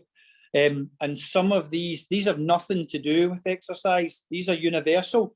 If you can reduce the time that you're using to do it, the time you're wasting, spending to do it, if you can make something less difficult or less boring, if you can make it fun, including teaching and learning, or if you can reduce the cost. Now, I'm surprised that we didn't see more of that. I think it was really only Craig and maybe somebody else that talked about cost. That's a huge point of pain. If something's expensive, or if they've got competing costs and expenses in their life, then it's the gym membership that often goes out the window. We see that all the time. It's always a worry if you're running a leisure centre. This is an example. I know it's not the greatest slide, but you can read the text. This is from last week. I just went away. I couldn't get the idea of that shot folding machine out of my head. It just seemed, I wasn't sure if it was the worst idea ever or the best idea ever. But the fact that it exists suggests that some people think it's great. Bearing in mind, it's not ironing your stuff, it's just folding it. And that's a fairly sophisticated product for that. And what you need to be thinking about is this stuff here. These things here are the features of the product. And these things here are the benefits that it brings. And what it's actually doing with the features, it's giving you benefits that solve some of these points of pain. In this case, it's about folding clothes, which must be the most soul-destroying activity that you could probably think of. So if you're doing a lot of these, or if it's something like a hotel or a commercial laundry, maybe instead of paying a human to do it, they might look at getting a machine to do it. But in either case, you need to think about this. It's about the features and the benefits that brings to the customer. And it doesn't matter what your product is, or whether it's a product or whether it's a service. These are the things you need to think about, the features and the benefits. Okay. And we're not going to discuss this because I want a little bit of time to see what we come up with as a group the last 10 minutes. We need to be thinking about the features and we need to be thinking about what benefits that brings to the customer. And a good example would be Lindsay's gym membership.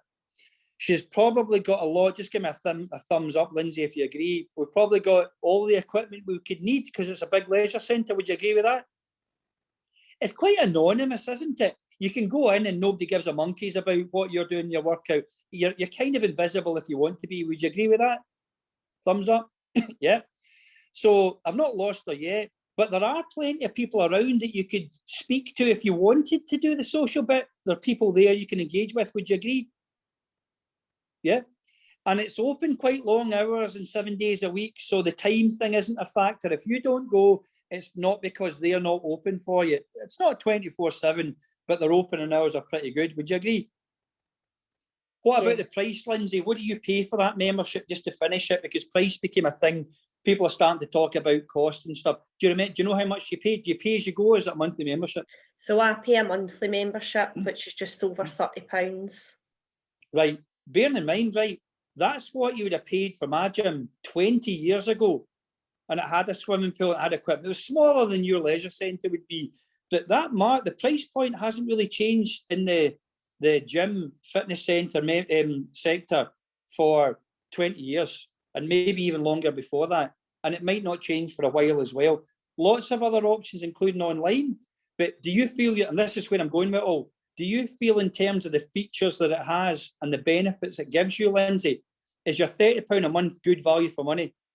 I think it's good value for money because you can get free access to the swimming, the sauna, the steam room, as well as classes, and access to the gym. So there's all different activities that you can get involved in for that £30. Yeah. And when you look at other gyms that don't have a swimming pool, don't have a sauna, steam room, and it's just the gym or just the weight training, some of those are a bit more expensive. They're like £45 a month. There's one that's £66 a month that my brother goes to, but it's not really got any kind of added benefits or anything extra to what the time capsule has. It's just that it's probably a nicer building. It's in a hotel. It's a nicer location. That's the country club model. Yes. So they can go and use the bar. They can tell everybody that they've got a gym membership that costs them £66 a month, and he maybe drives a nice German car to get there as well. So the point is, if you can afford it, I'll come to you in a second, Craig. If you can afford it, then he's got extra benefit, including the kudos and the cachet of being in a country club, a hotel type thing. Yeah, do you get that? So he might also feel he's getting value for money, but in a different way. Part of that value might be telling people he's got a posh gym membership. Craig, I think you had your hand up, Emma was saying. Were you going to add something there? Yeah, I wonder if I could do a very, very quick researching just in the group, right? I don't want to hijack. Go on. Could I ask the class, if you were going to a gym and your membership was, for example, £30 a month, and your gym said to you, if you attend here 5 days a week, over that month, I'll give you a discount.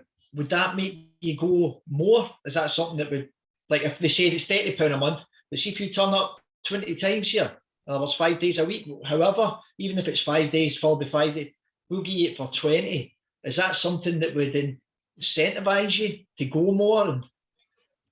Okay, guys, so that's a fairly straightforward question. I want to see what you think in the chat. The question I would ask you, Craig, is, as a leisure manager, part of my worry about retaining people was making sure that every single member didn't arrive at the same time. So I pushed people in the morning to off-peak, and I made it cheaper for them. So at the busy times after work, I wasn't flat out and had 50 people waiting for 10 machines. And that was always the worry. So the point is that loyalty thing works in a coffee shop. But what I would be quite happy was, Craig, if you were one of my members, and I know long term it's not the great way to do it, but if you paid me every month and didn't turn up, you're perfect. You cause me problems when you turn up. You're sweating over everything. You're making the everything dirty. You know what I mean? I have to put somebody in to make sure you don't set fire to the place. I mean, what's the benefit for the club of somebody coming more? What's your thinking there? Well, you could maybe tie it to that sort of club card thing where, hopefully you could try and get some sort of government maybe subsidy and saying, listen, I've got people coming here 10 times more than they did last year because I've used this. Could this be rolled out? So I'm just That's trying to good. think a bit bigger. Aye. So if you can provide evidence of outputs and impacts and outcomes, which we talk about a lot, if you can prove that you've changed people's lives, you might get a payment from the NHS. Well, that's what I mean. Even that, or something along the lines of the government, they're always trying to get involved in something that makes them look good. So perhaps if you said, I tell you what, if you come here 5 times a week, even if it's just for half an hour, whatever, as long as you're booking in 5 times a week and you're doing something, I will only charge you 20. But if I can show that, I can then maybe go to the council or whoever it is and say, listen, I'd like you to subsidise me that extra £10 so that I don't actually lose it. But I've got people coming and exercising more. See that, Craig? That's what a blue sky answer looks like, a solution looks like. There's something in that. How likely is you could do that? I'd say quite likely, because you're going to the NHS and saying, see all this money you're spending over there? You know, if I can make sure some of these people don't get to you, or you don't see them as often, can you help me? I no bother, And then maybe that's when you start, if you've got a model that works, that's when you think about, maybe it's not opening another one of these, it's opening another 100 of these. That's not bad, Craig. That's quite blue sky right there. Now, in terms of where we're at just now, guys, right? I just want to spend the last 5 minutes seeing what we've got, see if I did my job. We want stuff as Craig came out with there. We're not saying it's a magic wand, but that's definitely blue sky. That's what it looks like. It's a different way of doing. That's what it looks like. So that's where we want to be. We also want to tick the desirability, viability, and feasibility box. And that can be quite hard. There's no doubt about it. There'll be challenges around your thing, Craig, but together we can always come up with a solution, okay? But this is the last question, right on time. In the last 7 minutes I've got my clock, I want to see what we come up with, okay? Now, I'm not looking for a magic wand. I think Craig's thing might be part of the solution. I'm looking for lots of suggestions, and I want to see them in the chat. If anyone that's got anything breathtakingly brilliant, just unmute your mic now and tell me. I think Craig's is good, but I'm looking for lots of solutions to this. I'm not saying, you know what, Craig, I've got this money, I'm going to just put it into your idea. I want to see what everybody else came up with here. So in the chat, what's the best idea that you've got? It could be small, it could be big. It doesn't matter if other people have got it. It could be quite grounded, but what have you got? And I want to see that in the chat function. Now, Gary, I know I'm starting to get a better feel for who you are.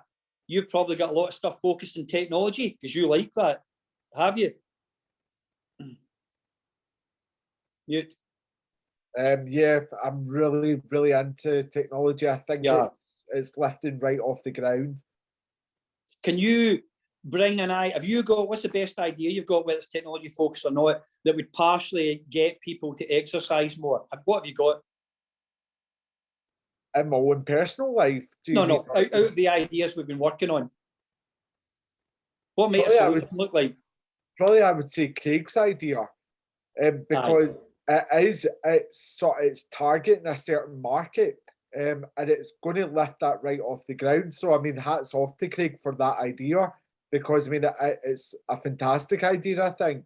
Yeah. Plus, Craig's put that idea out there, and if anyone wants to steal it, it's fair game just now. If we take an idea and we all execute it, we're going to come up with totally different things at the end of it. You're going to see an example of that next week. Lindsay, your 2 things. Yeah, first one feels a bit spaced out, but I've seen one. I want you to explain that. But see the second one, the outdoor gyms, that's often used as an example of how we could do more about it. Make gyms more accessible. We're not saying it's the same as an indoor gym, but you see some sophisticated one. So the outdoor gym, we all get it. It's a grounded solution. It's more common than you might think. What the hell's a pop-up gym? Tell me about that. I was thinking just a gym that you could like move around and take to different locations to encourage people to exercise more. So if there's events happening, then you can just take the equipment. Because obviously gym equipment is so heavy as well. And I know, I mean, I just think an example, my sister, I have to laugh, she went and spent, it was like £500 on a running machine, then it was something else for her arms, and then it all ended up sitting up in the loft, and she ended up selling it on Marketplace and Facebook, where if there was like a pop-up gym where she could just go and use the equipment and it was at different locations. I just think it's a bit more accessible. It's more cost effective as well. And I have actually saw gym equipment. There's actually gym equipment now at Dunbeth Park in Coatbridge, and I walk around there quite a lot, and it does get used. Yeah, I've seen some good ones. You see a lot abroad as well in Spain and Greece, where they've got better. I don't know if anybody noticed in Scotland, if it's no raining, it's about to rain. So we don't really have the outdoorsy culture as much. But if you put it, you see it a lot in parks, not just the outdoor adventure play stuff, but proper gym equipment. You see it a lot in unis as well, because they want to create this campus feel. Now, one thing I would say is, Lindsay, see all the concerns you were talking about, that you're quite right, that everybody has about whether people are looking at them and embarrassed, join something new and all the rest of the stuff. Do you not think if a gym did a pop-up gym, they could address some of these concerns and maybe pull some members in? Yeah, because I think if it's something new and they see it in front of them, they might be more willing to try it. It takes away the fear, and you're building Exactly. that fitness instructor isn't looking at me funny. I like them. You see it the same with lectures and teaching. I think I'm vulnerable, I could take my business idea to that person, and I wouldn't feel that they'd be likely to embarrass me. Gary, you were going to add something there. What have you got? Mute. Love that. I'm on mute. I should have a t-shirt. Love saying that. You're on mute. I just want to enhance on what Lindsay was saying there. Where the Lanarkshire campus is situated, a lot of the health and sports fitness people are sort of based within that campus. So don't you think, like just what Lindsay was saying there, that there's a market trend there where there could be a pop-up gym, because there's that car park that's outside the main door. Craig, you'll back me up in this, no doubt. That car park, very, from the day one I was there, it never gets used. So Yeah. why don't you put a pop-up gym there where there's a health student, there's a sports student, you've got the business student? Yeah. They're going to buy into that, because although you've got the gym inside, get the gym outside. You've got businesses that are there that could buy into that as well. So there's a buying product straight away for the university itself. We've also got that boot camp idea where a lot of gyms do go out into the car park. See a lot of gyms these days, they've disrupted the model, and they're not the big gigantic ones. They're in a place where next door to it there might be an MOT centre, and they've got the big tyres and the hammers and the ropes outside. The boot camp model, it's really popular. And if it's raining, that's part of it. Just deal with it, go out and do it, toughen up a wee bit. And it's also driven by things like Rat Race and Tough Mudder, where we want to share the experience we've got. Oh, look how tough I am. Oh, I really struggled. It's all about how we interact with other people. There's something about that. I saw a thing today, and this is a good example of the insight bit, Gary, until you told me that. There was a thing I think I saw on LinkedIn today. It might have been Stuart Mackay, the KTP manager, that posted up. There was something about the fact that the Lanarkshire facilities for the sport and leisure students is the best in Scotland. It's been voted the best. There's something on LinkedIn today about it. And again, I'd be looking at that and saying, from what you said, Gary, looking at that and seeing if we can add a bit more evidence to it. So if we've got all those facilities and we've got this expertise, your idea is pretty grounded. It's great. So we might not be able to solve the problem for the human race or everybody in Scotland, but maybe for our student and staff body, we can. And maybe that's a partial solution to that. So maybe we go small. Maybe it's a variety of solutions around that. Does everybody get that? And so, guys, we could come up with a lot more solutions, but I wanted to kind of finish on time, and I wanted to maybe work through one or two. I think if we understand what the customer is, what motivates them, if we can address with our solution some of their points of pain, we might come out with something that looks quite wacky and spaced out. But as long as it's feasible, desirable and viable, we'll start to realise that we're actually in this sort of blue sky space we want to be. And that's when you get the opportunity, not just to make loads of money in business, but to also help your fellow man and woman, because these days that's what entrepreneurs want to do. They're often going in and setting up a business, not necessarily because they want to create a living for themselves and their family, but partly because they want to solve a social problem that they see. And that social enterprise bit, we'll talk about that a little bit more next week. That social enterprise bit is where a lot of the real growth is. People setting up businesses to identify a social problem that they see every day. Yeah. So I know that's a stream of consciousness, everyone. Thanks for turning up, and thanks for contributing as well. It's quite dry if I'm just talking all the time. If we don't get some interaction from you, I think we're missing out on that. You can see how when we put all your ideas together, we come up with something that's a lot more meaningful. Next week, in next week's session, I think Emma will just say the goodbyes, and then we'll let you go. Next week, we'll be talking about how we take these ideas that we've developed, that we've generated, then developed, and we turn them into something of value, what we call a business model. And from that, you'll be interested in that, Craig. Very easy for you to turn that into a fuller business plan. The business competition doesn't ask you for a full business plan. It asks you to write 1,500 words about some of the stuff that we've been talking about. So does anyone get any questions before we finish that? I'll answer before I hand over to Emma. Are we good? Okay, if you've got any questions, just chuck them in the chat and I'll finish them after Emma's speaking. So Emma, just hand over to you to close it. Yeah, no, thanks everyone again for showing up today. Again, our third workshop will be next week, so that will be our last workshop of the workshop series for Kickstart. But as Alan mentioned, we'll probably try and plan another few workshops around the business idea competition, the application, stuff like that. So if anybody's signed up for the workshop next week in person, again, it's probably going to be online. So I'll update you with that, and also the slides to this session, I'll be uploading it to our YouTube channel. So I'll send that over in an email as well to you all. So yeah, hopefully see you all next week. Okay, guys, see you later. If you've got any questions you want to save them to the end, I'll be the last person to leave. Okay, failing that, we'll see you next week. Okay. Thank you.